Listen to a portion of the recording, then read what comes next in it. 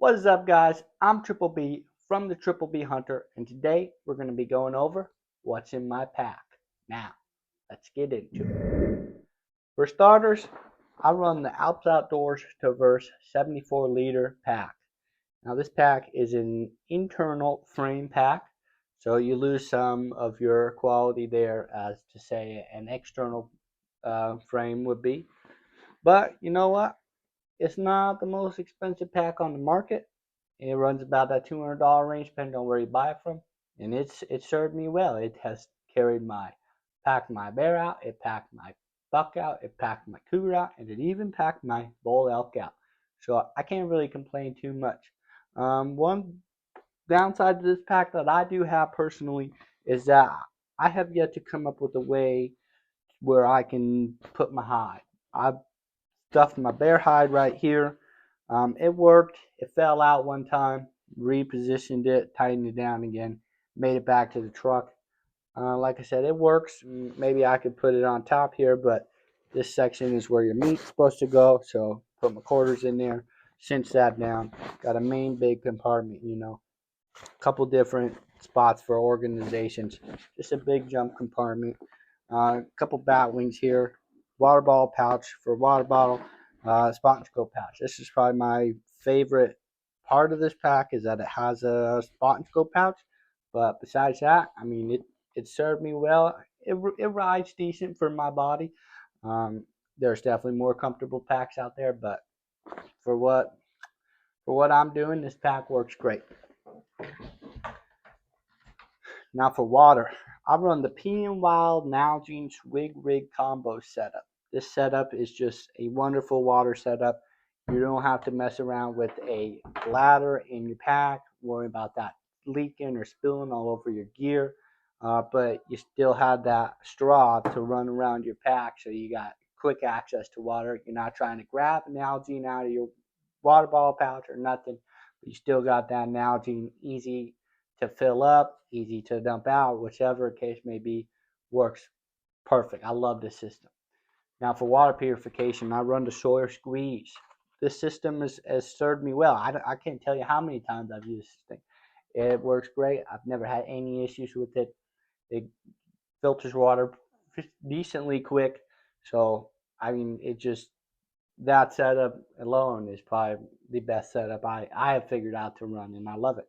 Now, I only do run 48-ounce Nalgene water, and that's because when I used to run 2-liter bladder pack, I would just drink it and drink it and drink it, and I didn't need that much water as I was consuming. So when I stepped down to the 48, I don't drink as much water because I don't need it. I kind of drink what I need, which obviously cuts down on weight, and then obviously makes it so I'm not you know going through so much water.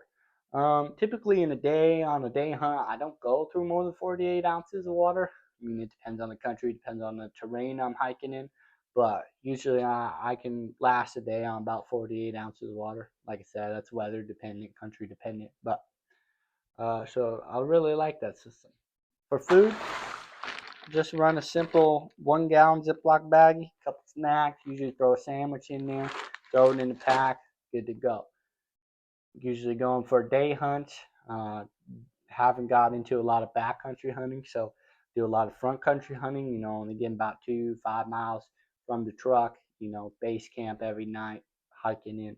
So there's that. Now for a knife, I run this amazing Pinion Wild Tamarack 2.0, the best knife that I have ever had. It is still wicked sharp. It processed my buck, it processed my cougar, and it processed my bull elk, and I have yet to run it across a sharpener. So I can't complain with this knife. It's just the best knife that I ever have had, and quite frankly, the best knife that I carry to this day. I also do carry a Outdoor Edge exchangeable blade as a backup, but you never know. That just stays in my pack all the time. Headlamp, obviously, you gotta be prepared. So for hiking out in the dark, hiking in the morning, I always make sure this has fresh batteries every time I'm going for a hunt. Keep batteries in my truck, but just I don't want to pack extra batteries because I am gonna be back to the truck every night. So that case, I'm good. Lighter. Carry a lighter. You never know. You get up on glass and knob, it's cold, you want to start a fire, easy to go, easy, fire starter right there. I carry this Garmin Rhino 700. It does have an emergency radio contact that you can use to get a hold of in case of emergency. Also run different channels on here for different people that I know. So that gives me that peace of mind of I should be able to get in contact with someone. And like I said, I hunt a lot of that front country. So most of the time I do have satellite service on my phone. I pay for satellite service. And I can get satellite service majority of the places I go with my phone. Along with obviously, I tell someone where I'm going, you know, whoever that may be, just always tell them where I'm going. On top of that, first aid kit, super simple. Vet wrap, gauze, bandages, tape, all that simple stuff. You never know. Get a cut, a slice, a stab, whatever it may be. You're 3 miles in, bandage it up, be able to get back to the truck and go from there. It's pretty self-explanatory, super simple. There's not much to it. I mean, I don't carry much in here. I mean, like I said, it's just tape, some gauze, some bandages. Got some different pills, ibuprofen, Pepto-Bismol type stuff, medical grade scissors, just more bandages, aspirins, wipes, other stuff like that. Super simple, super lightweight.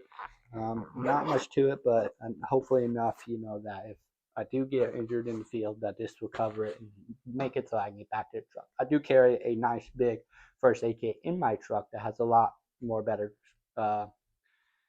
first aid supplies, but I don't want to carry that thing around.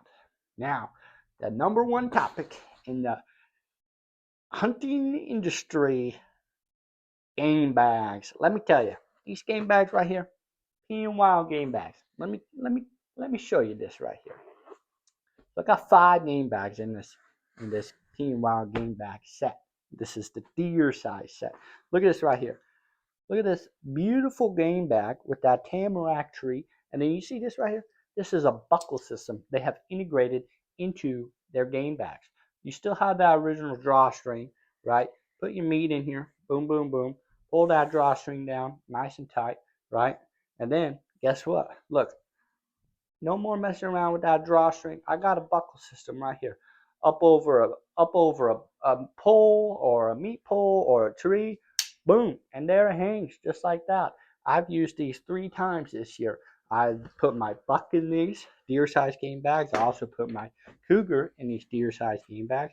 Along with, I put my bull elk in these deer-sized game bags. The whole elk. Now, I do understand that it is a spiked bull elk, so he's not, a big old 8-year-old bull. I do understand that. But you know what?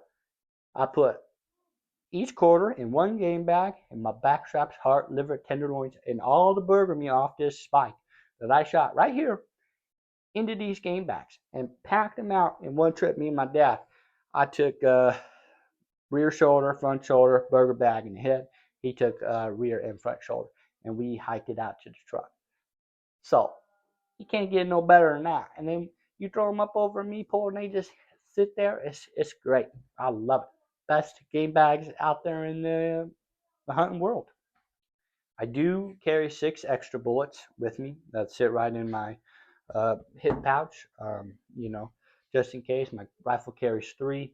So every hunt I go on, I got 9 bullets to make something happen. Usually I only need 1, but there are times where things happen, mistakes are made. Well, if I can't make something happen in 9 bullets, I'm definitely screwed. So something's not right. But so that's it. Besides glass, now let's get into glass. Touch on this right here. This is my vinyl harness. I used to run a pair of Leupold Mackenzie 12x50s, which are really great binoculars, but they're just too zoomed in for me. I don't like I glass a lot of that 800-yard range country, and I don't like those 12x50s. I just feel like they're too zoomed in. So I got me a pair of Vortex Diamondback 12x50s, and let me tell you, I love these binoculars. They're really crystal clear for my eyes. I could see great throughout them. But I like that 10x42 magnification, because when I'm glassing that 800-yard stuff, I can just pan and I can just pick up movement. I can pick up deer. I pick up so much deer with these 10 by 42s.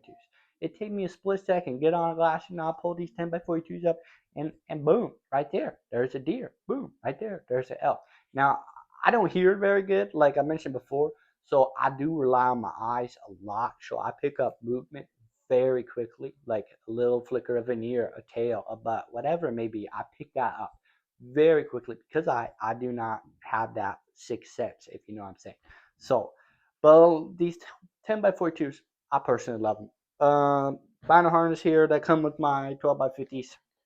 Super simple Leopold vinyl harness. I just carry a couple extra bullets right here, easy access in case I drop my pack, whatever, the case may be. Also run earplugs. Also run a lens wipe right in here just in case. I do have a new vinyl harness from Elberstock on the way, so I'm excited to change that out and see how that system works. But yes, I know my vinyl harness is getting worn out there. I carry a Knives of Alaska. This is the Cub Bear knife on my pack. For when I'm hunting that west side country, you got a lot of chanterelles, morels all over the place too. So I like to cut the mushrooms and not just pull them right out of the ground. So carry that knife right there, my vinyl harness, easy access, whatever the case may be. Cut a sandwich, whatever, whatever situation. Along with just some simple wind checker. How are you going to be able to know where the deer are? You got to use that wind checker to know which way the deer are. That's what I'm saying. Also run a Leopold RX 1400. It does a really good range out 1400 yards. I like it. Pretty reasonable price for a rangefinder. I feel it's got some really good quality. I have not tested many rangefinders, but I run Leopold 1400i. My dad runs it. My buddy Devin runs it. We all like it. It does what we need. Can't complain. Now for spotting scope. I carry this spotting scope on every hunt I go on. It stays in my pack. I run the Vortex Mountain Pass tripod. Now this tripod is fairly heavy. It's definitely not lightweight by any means. Runs you about $150 depending on where you pick it up, but it it works for me. I really like to run my tripod low to the ground. It can stand pretty tall, but I personally like it low to the ground. But big thing with these tripod is the panning system. I am a fan of it. It does work. I do. There was one issue I was having that I'm not the biggest fan of, and that would probably be that my like it's all on one axis. Some other spine scopes you have two axes where you know you're it will just go up and down or left to right. I don't like how if I loosen it, it will just drop, especially with my phone on there. So, but like I said, it's a $150 tripod. I can't complain too much. It is super stable and it locks it down. When I do run the all-in Digiscope phone adapter, so when I am out there in the country and I do spot something and I do want to put the spot scope on, I can put my phone on there. And when I put it on there, this thing does keep my spot scope right where it's laying. When I put my phone on there, my tripod or my spot scope tripod, it does not move from where the animal is where I'm glassing. So I really do like that feature about this system. But like I said, I don't like. I was trying to get to. I don't like that I can't pan without it going up and down. That is my stipulation. This is the Leopold Alpine HD 20 by 60 by 60 angle spot scope.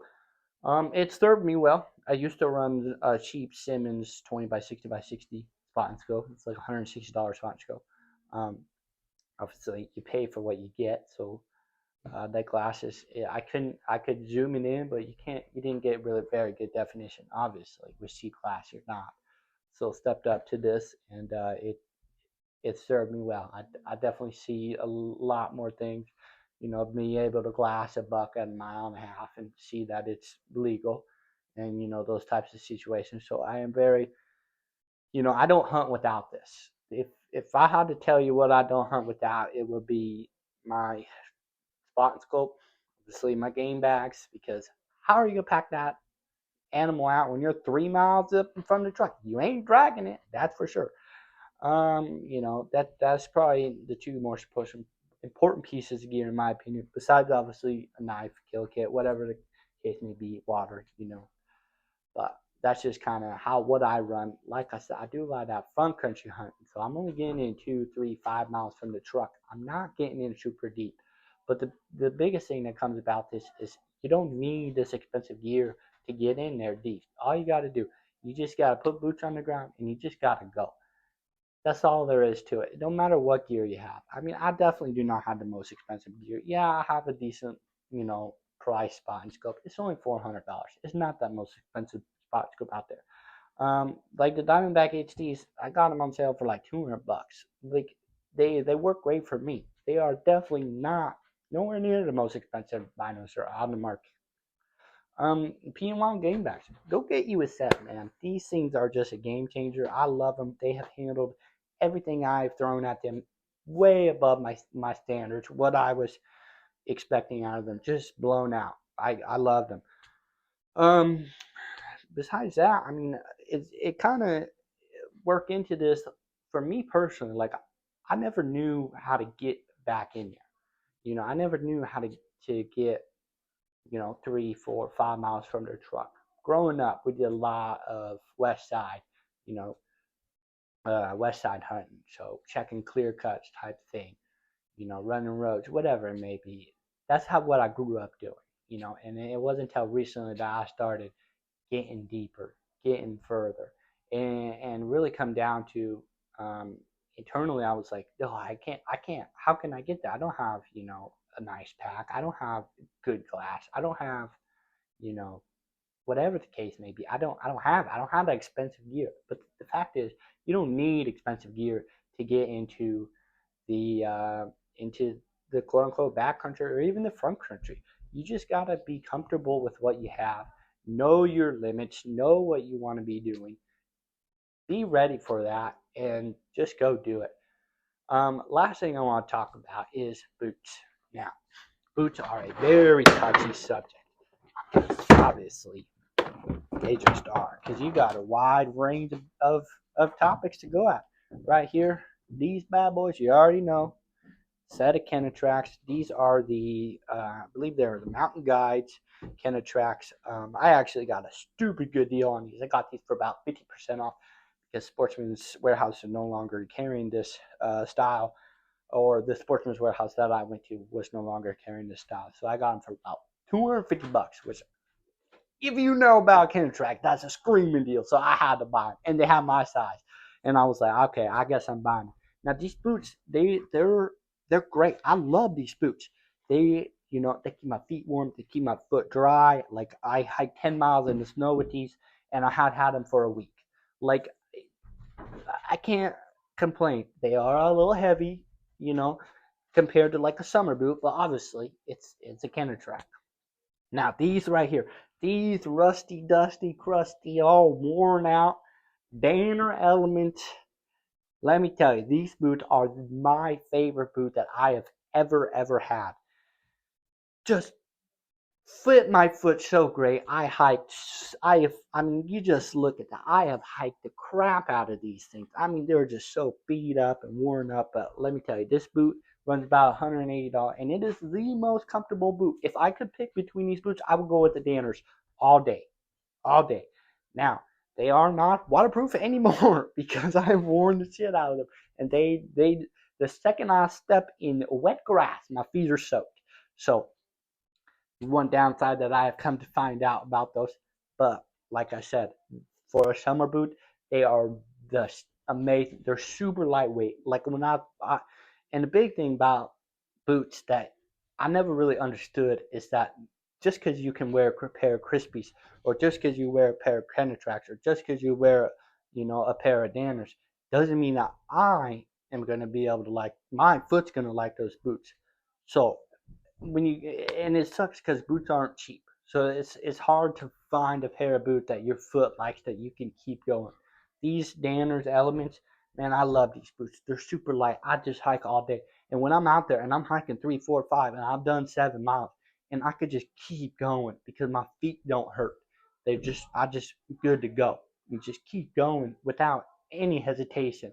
When I run a heavier boot, when I run a boot that my foot doesn't like, I get hot spots, whatever. You don't want to keep going. The feet hurt, either raw, whatever the situation may be. It's not fun. So find what works the best for you, in my opinion. And but on top of that, not every boot's gonna be on everything boot, right? Like these pair of Kenetracks, I'm not gonna wear these in August. I'm not gonna wear these in September. You're just not. They're more of a late season boot for me. You know, especially when you hunt that drier country. Now I hunt a lot of East Side Washington and a lot of West Side, so obviously it's going to be weather dependent. If it's soaking rain and it's November, I'm probably not going to run these because I ran these on my elk hunt, and when I was stalking elk, and 20 minutes into my hunt, my feet were soaked. And we're hunting Eastern Washington, right? And it was raining, but we're hunting the timber. And the timber on where we were hunting is real open, but there wasn't a lot of undergrowth. So I'm thinking, there's not much undergrowth. The ground's wet, but I'm not gonna be walking through, marsh. I'm not gonna be walking through snow. Nothing. I should be fine with these. Let me tell you, I was wrong because I got 20 minutes into that hunt and my feet got soaked. But my feet were comfortable. I tell you that. They just were wet. So, but like I said, I mean, like Kenetracks, they're great. And the only reason I bought them is because they were like 50% off. But, if you can, get you a pair of boots that you think you're going to like, that you want to try out, you definitely should. Biggest thing that I can really say about um, hunts and what you want to do is figure out what you want. Do you want to do that 10-day backcountry hunt? Gather your gear, prepare yourself mentally, go do it. No one's stopping you. You know what I mean? Your gear, the better gear you have, obviously, the more fun you're probably going to have, the easier your hunt's going to be, more than likely. But if you're ready for that, and you're ready, and the gear you have, you're not going to need that expensive gear. You just don't. As long as you're comfortable and what you works for you works, go do it. And this is kind of a big thing that I've really struggled with figuring out myself is how to get in further, how to get back in there, how to stay farther, stay longer, and do those type of hunts, not necessarily 10-day backcountry hunts, but just get back into the country couple miles. It's really hard to comprehend on how you can actually do it with just very minimal gear. Now, obviously, you want to be safe and you want to know your limits, like I said. But the big thing is you don't need expensive gear. Like I run a $200 pack. I mean, I ran these $180 boots for like 2 seasons now. I don't have the most expensive glass. I mean, these right here, this is a game changer and the best game bags that I've ever found, ever used. Love them. But I do have some decent quality items here, but I used to not, you know, and I'm still kind of there. There are a crap ton of better products out there and better glass and better packs and better boots. But you just don't need it. I mean, you just don't need it. You know what I mean? Last thing I kind of want to touch on a little bit here is clothes. What do you wear? So, when we went up UV Canyon, me, my dad, and my buddy Devin, I miraculously lost my insulated hunting pants. So, what did I do? I wanted a spare set of pants. I ran to the old Wally Mart. I bought a $40 pair of rain resistant, waterproof, light shell rain pants. Let me grab them.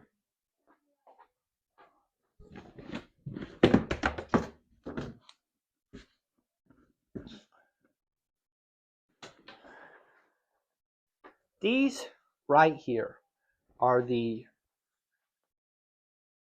Car Walmart hunting pants. They are super lightweight. I mean, just super. They're 95% polyester. And let me tell you, I wore these pants, brand new, and I ran a pair of lightweight base layers on my leg. That was it. Lightweight base layers and these pants right here. And we hiked 10 miles in the snow. And that took all day, right? We weren't just hiking, you know. We were stopping, glassing, watching. That was a total of the day. It was 10 miles from the time we started to the time we got back to the truck. But that's all I had on.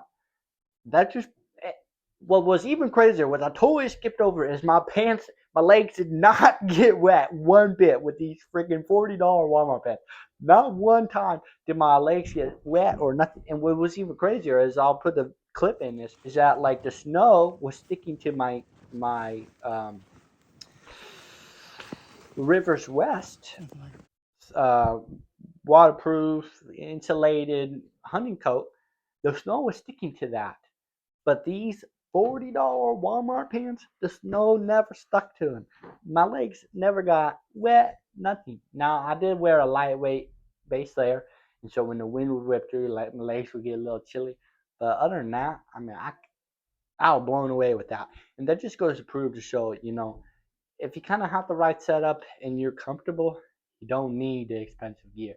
I don't know much, but what I do know is that you can do it if I can do it.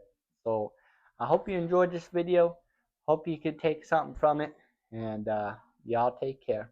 Thank you for watching.